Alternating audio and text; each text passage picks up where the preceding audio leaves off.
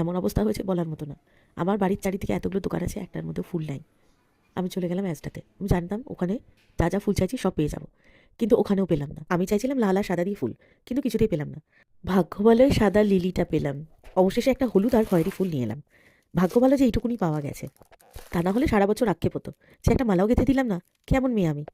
আমাদের ওখানে অতি সহজে যে জিনিসগুলো পাওয়া যায়, এখানে কিন্তু টাকা দিলেও সেই জিনিসটা পাওয়া যায় না। নিজেকেই করে নিতে হয়। তাতে অবশ্য দুঃখ কিছু নেই। নিজের হাতে এই সমস্ত জিনিসগুলো করতে বেশ ভালোই লাগে। দেখতে দেখতে ৩টে বছর হয়ে গেল বাপি আমাদের সঙ্গে নেই। প্রত্যেক বছর আমি কিছু না কিছু বাপির ফেভারিট জিনিসপত্র রান্না করে বাপির সামনে দিতাম।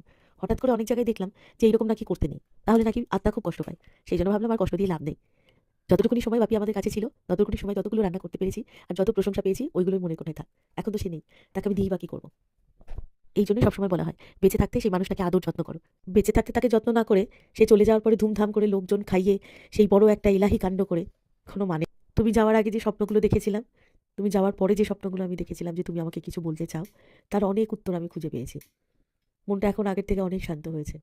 আমি জানি তুমি এই উত্তরগুলোই হয়তো আমাকে দিতে চাইছিলে। যেখানে থেকো খুব ভালো থেকো, সম্মানে থেকো। তোমার ভাগের সম্মান তুমি পাও, যত্ন পাও, ভালোবাসা পাও। যা যা এই জন্মে পাওনি, এর পরের জন্মে যেন সেগুলো সব পাও। আমার জন্য শুধু দুহাত ভরে আশীর্বাদ রেখো, যেটা আমার কাছে সব থেকে দামি। যে সমস্ত দায়িত্বগুলো আমাকে তুমি দিয়ে গেছো, আর এরকম করে হঠাৎ করে না বলে আমাকে চলে গেছো, এটা অবশ্যই তুমি ঠিক করোনি। তুমি জানো নিজে কত কঠিন দায়িত্ব তুমি আমাকে দিয়ে গেছো। খুব ভালো থেকো, সম্মানের সঙ্গে থেকো।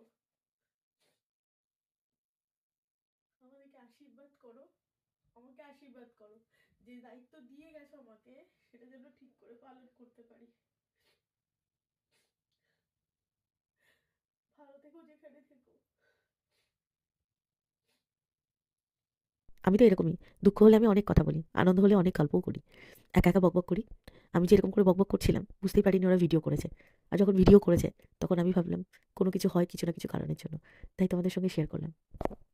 ফেসবুকে অনেক বুদ্ধিমান ব্যক্তিরা আছেন। আশা করি আমার যে ইমোশনটা আমি দেখাতে চাইছিলাম না, কিন্তু যেহেতু ভিডিও হয়ে গেছে সেজন্য আমি এটা পোস্ট করলাম। এটার মধ্যে কোনো খুঁত বার করবেন না প্লিজ।